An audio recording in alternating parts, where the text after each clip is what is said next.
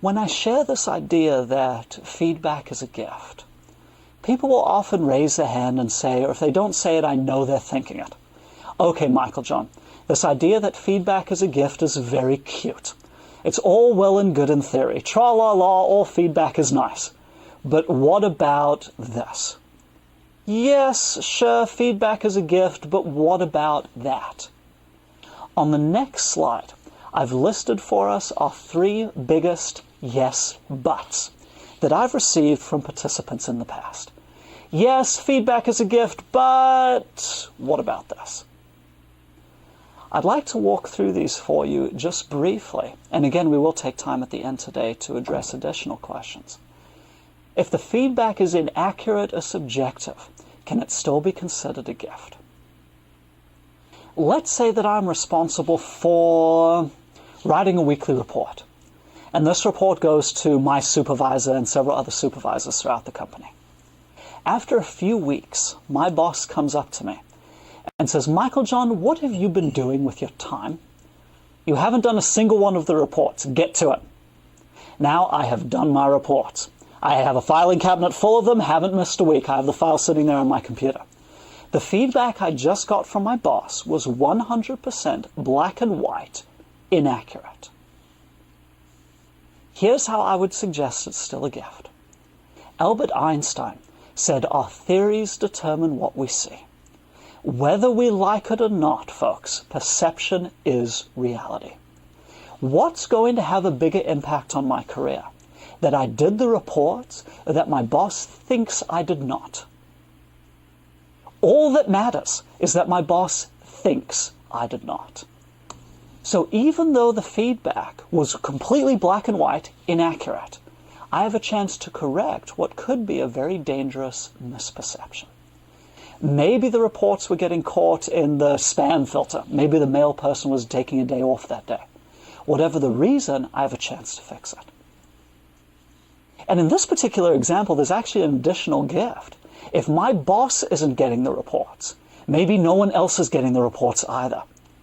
So from feedback that was initially black and white incorrect, I have a chance to correct some big misperceptions. Let's look at the second yes but on our list. What if the feedback giver has no credibility? The fact is, you might be right. So take it to someone you trust. Someone who knows you, who knows your work, and could give you some thoughts on that feedback. Now, the way you take it to that person will, of course, make a real big difference. If you go to someone and say, you know, you wouldn't believe what this idiot said. They said this. You don't think that, do you? You just might get a slightly biased response. But if you go to someone and say, it's been brought to my attention that this is a concern for me. You know me, you know my work. What are your thoughts on this? If you take it to several people, and all of them say, I don't think you need to worry about it, then by all means, set the gift aside. Just because we say feedback is a gift does not actually mean we use all the feedback that we receive. Have you ever received a gift, a real physical present, that you've never used? From my parents, all the time. Is it still a gift? Absolutely.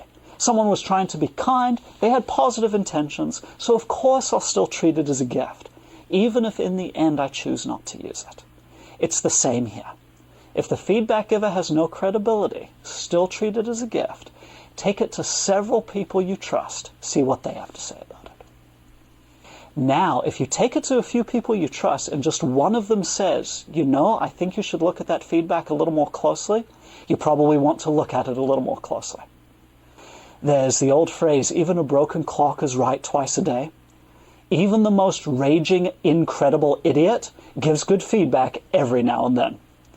Oh, even if the original giver was not credible, if someone you trust confirms it, you probably want to take a closer look at that feedback.